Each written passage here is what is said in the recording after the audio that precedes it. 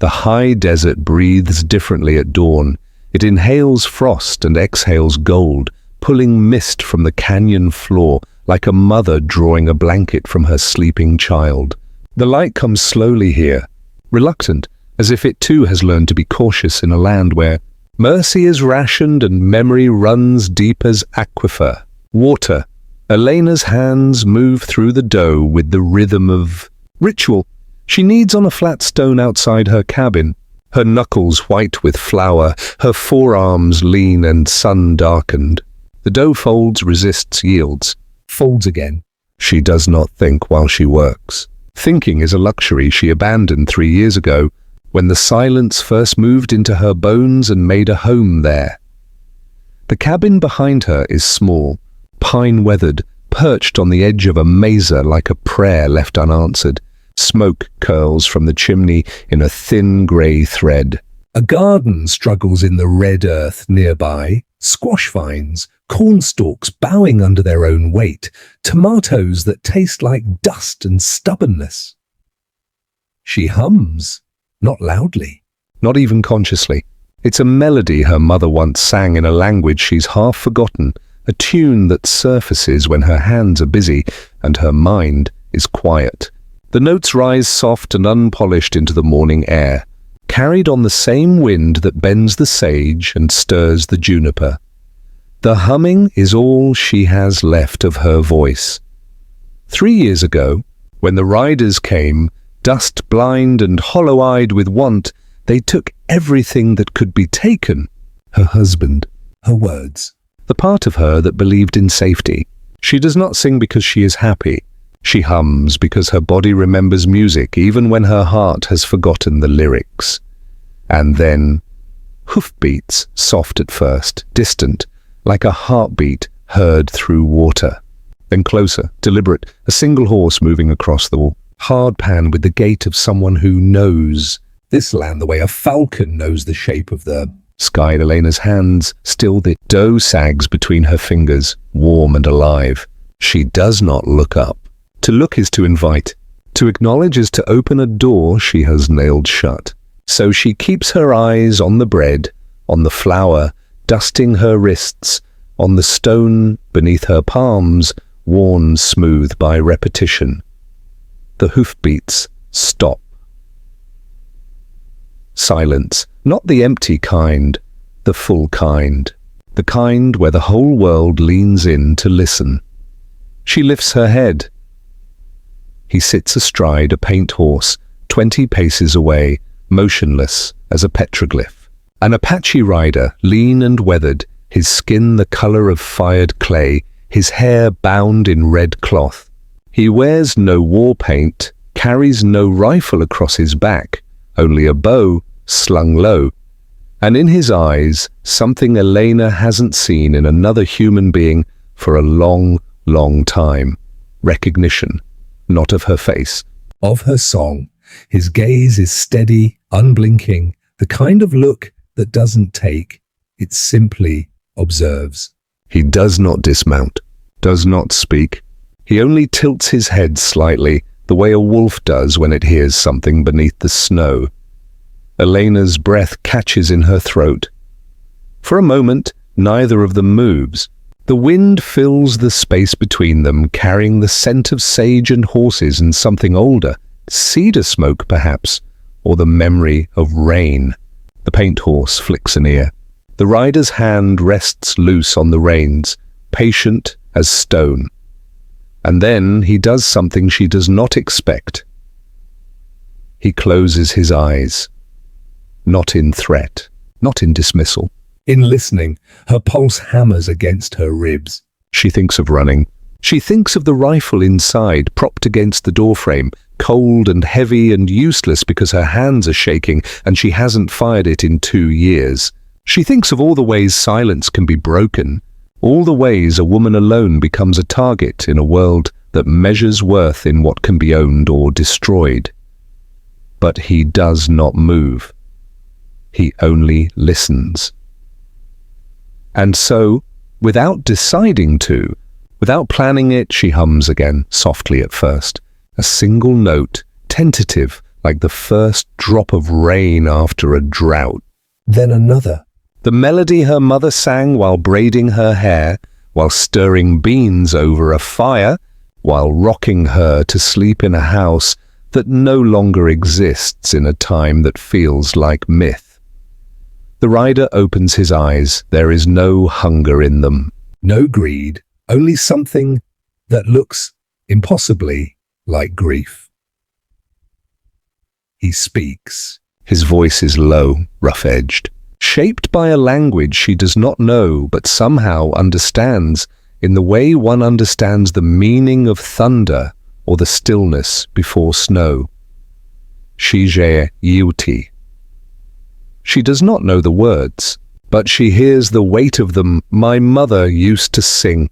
He dismounts, slowly, with the careful grace of someone who has learned that sudden movements cost lives. The paint horse nickers softly, nosing at the sparse grass. The rider walks forward 3 steps, then stops, close enough to see her face, far enough to honor the distance fear requires. Elena's hands return to the dough. It's instinct. Work is safety. Work is armor. She kneads harder, faster, her breath shallow. He kneads the air with his hands, mimicking her motions. Then he points to the dough. To her? To himself? His fingers move in gestures she half understands, a universal language of hunger, of offering, of shared labor. You want bread? She whispers, her voice comes out cracked, unfamiliar. She hasn't spoken aloud to another person in 6 months. He shakes his head, points again, this time to his chest, then to the dough, then to her hands. Not to take, to make. She stares at him, the audacity of it, the strangeness.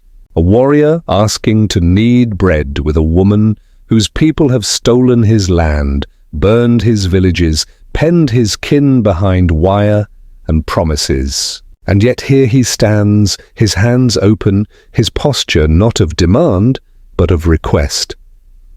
She should say no. She should reach for the rifle. She should scream. Instead, she steps aside. He moves to the stone, kneels, places his hands, scarred, strong, dirt-lined, into the dough beside hers. For a moment their fingers brush. She flinches. He does not. They knead together. At first, it is awkward. His rhythm is different, firm, patient, methodical, the way one works leather or weaves sinew. Hers is frantic, self-protective, shaped by fear, disguised as efficiency. But slowly, their hands begin to synchronize, press, fold, turn, press, fold, turn. The dough softens, smooths, becomes something more than flour and water. And she hums again. This time, he hums with her. His voice is deeper, rougher, a bass line beneath her melody. He does not know the song, but he follows it the way a stream follows stone, finding the path, shaping itself to the terrain. The two melodies braid together, imperfect and beautiful, rising into the morning like smoke. Tears streak her face. She does not wipe them away. She kneads and hums and cries, and for the first time in 3 years, she is not alone. They bake the bread in her stone oven, feeding the fire with juniper and dried mesquite. The flames crackle and hiss, throwing shadows that dance across their faces.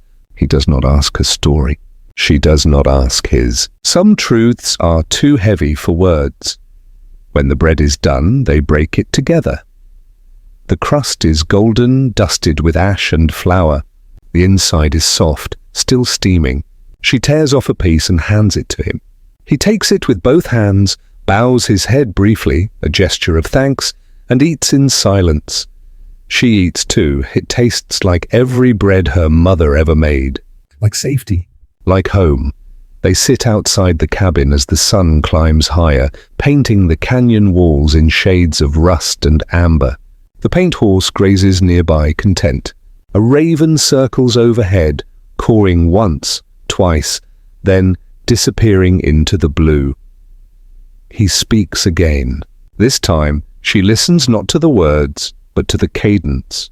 The pause is the shape of grief carried in his throat. Shida I kadu idla igida.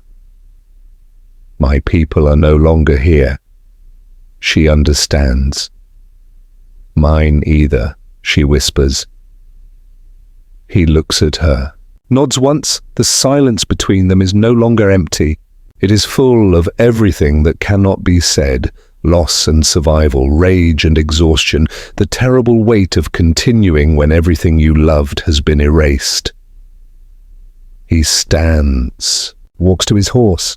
For a moment, she thinks he will leave without another word, and part of her aches at the thought.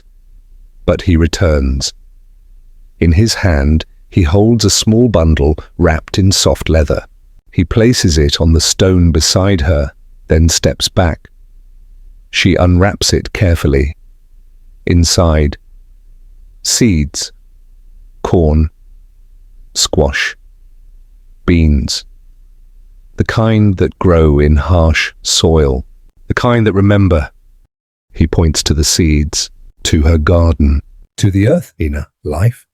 She looks up at him, and for the first time in 3 years, she smiles. It is small, fragile, but it is real. He mounts his horse, pauses, then he hums, just a few notes, the melody she taught him, carried now in his voice like a promise, and he rides away. The dust settles slowly, the wind returns. Elena sits with the seeds in her lap, the bread still warm beside her, and she hums, not because she is healed, but because she is healing. They say bread is the first thing we learned to make when we stopped running. That music is the last thing we lose when everything else is taken. She didn't know his name. He didn't know hers. But they spoke a language older than borders, deeper than blood. In a world that teaches us to fear the stranger, they chose to knead bread together. In a land that profits from division, they chose to hum the same song. Maybe that's all forgiveness ever is, a shared rhythm, a broken melody sung again. Maybe that's all hope ever is, planting seeds you'll never see bloom, for people you'll never meet, in soil that remembers every wound. She still hums that song. Sometimes on the wind, she swears she hears him humming too, and the bread still rises every single morning. Thank you for walking this story with me, for letting it breathe in the quiet places of your heart. I wonder which moment reached you the most. Was it the silence that broke, the song that built a bridge, or the seeds left behind, holding the promise of something new? I'd love to know, because stories, like bread, are meant to be shared.